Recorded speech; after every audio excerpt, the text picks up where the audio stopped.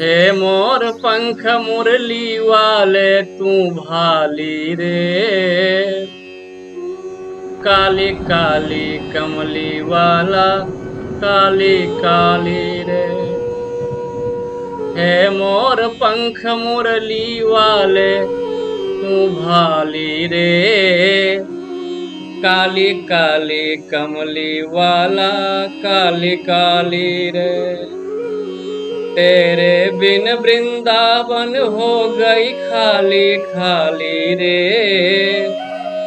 काली काली कमली वाले काली काली रे। तू मथुरा में खेल खिलाए, मैं वृंदावन नीर बहाऊं। आऊंगा लौट के जल्दी झूठा, तू कह के ये जाए।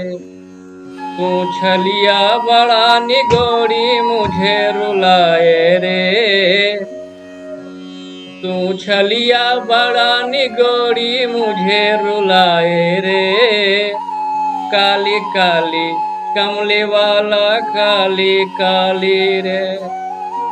है मोर पंख मुरली वाले तू भाली रे, काली काली कमली वाला काली काली रे। राधा रानी यमुना के किनारे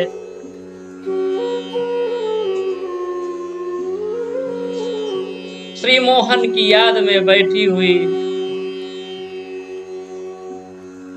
उनके प्रेम में व्याकुलता के वश उनकी आंखों से आंसू छलक गए।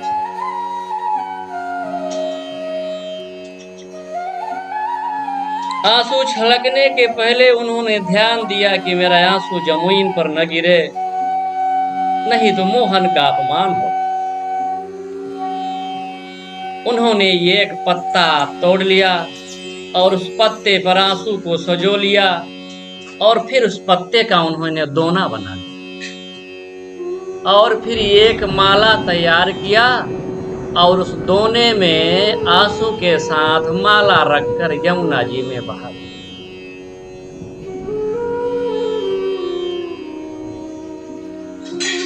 जब राधा रानी ने उस दोने को यमुना जी में बहा दिया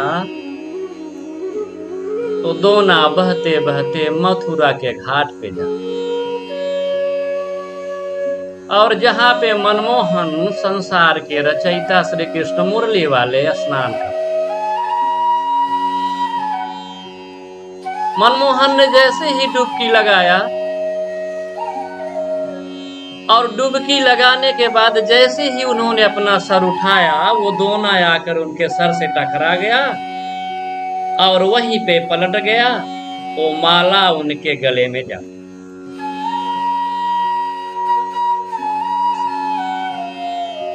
भगवान श्री कृष्ण की आंखों से आंसू छलक गए। वहीं पे खड़े उद्धव जी ने कहा कि हे प्रभु, हे ब्रह्म, आपकी आंखों से आंसू? तो श्री कृष्ण ने कहा कि हे उद्धव, ये आंसू मेरे नहीं हैं, ये आंसू तो राधा जी। ये आंसू तो उन प्रेम में दीवाने लोगों के हैं जिनकी आंसू मेरे आंसू से अभिन्न नहीं है। अर्थात जो भक्त मुझे जितना ही प्रेम करते हैं, मैं उन्हें उनका दूना। उद्धव, अब मैं मथुरा में जरूर हूं, मेरा तन मथुरा में जरूर है, लेकिन मेरी यादें जो है वृंदावन को सजोए रखती है। अय उद्धव, उद्धव मोहि ब्रज बिसरत नाही, उद्धव मोहि ब्रज बिसरत नाही, मोहि ब्रज बिसरत, मोहि ब्रज बिसरत, मोहि ब्रज बिसरत नाही, उद्धव मोहि ब्रज बिसरत नाही। ऐ उद्धव, हमारा आपसे निवेदन है कि आप मेरा संदेशा लेकर वृंदावन को जाएं। और ध्यान रखना कि आप यूं ही नहीं जा पाएंगे, क्योंकि वहां के प्रेम दीवाने आपको यूं ही नहीं नगर में प्रवेश करने देंगे। तुम मेरा वस्त्र पहन के जाओ और मेरा रथ लेके जाओ तो शायद तुम वहां पहुंच पाओगे और तुम मेरा संदेशा लेके वृंदावन जरूर जाओ। उद्धव वृंदावन चल दिए और जैसे ही मथुरा की नगर की सीमा समाप्त हुई और वृंदावन की सीमा शुरू हो गई, बड़ा मुश्किल हो गया। उद्धव का रास्ता बहुत कठिन।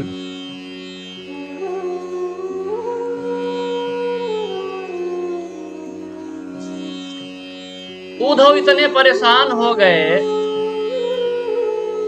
गई उनके लिए कि अब कैसे आगे बढ़े। तो चले मथुरा से उद्धव जब कुछ वृंदावन निकट आया, वहीं से प्रेम ने अपना अनोखा रंग दिखलाया। उलझ कर वस्त्र में कांटे लगे उद्धव को समझाने, तुम्हारा ज्ञान का पर्दा फाड़ देंगे दीवाने। नदी यमुना की धारा भी हरि हरि का गान सुनाती है, भ्रमर गुंजार में भी यही मधुर आवाज आती है। तो है प्रेम जगत का सार, है प्रेम जगत का सार, और कुछ सार नहीं। तो है प्रेम जगत का सार और कुछ सार नहीं। मन कर ले प्रभु से प्यार और कुछ सार नहीं। तो बिटप झुक करके कहते हैं, यहाँ आओ यहाँ आओ। पपीहा कह रहा पी कहाँ मुझे भी बतलाओ। अब किसी तरह से उद्धव जी ने सबको मनाते बहलाते,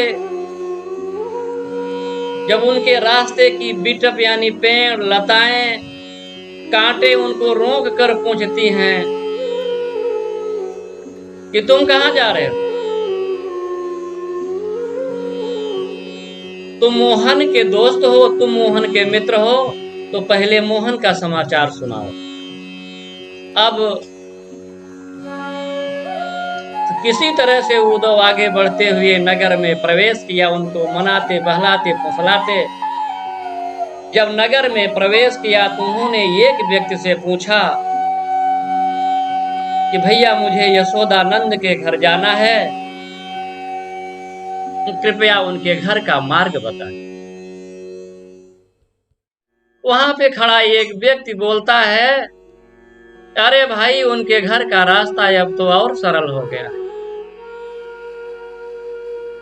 जब से कन्हैया मथुरा गया है तब से उनके घर के रास्ते से प्रेम की यशोधारा की जो नदी बहती है सबने पहचान लिया है कि इस नदी के तट से होके जाएंगे तो यशोदा जी के घर में पहुंचे।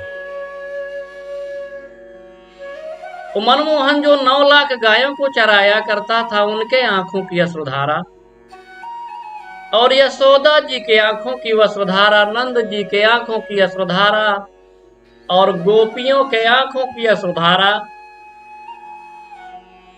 और इस नगर में रहने वाले लोगों की यशोधारा का ये नदी है जो मोहन के प्रेम में व्याकुल है।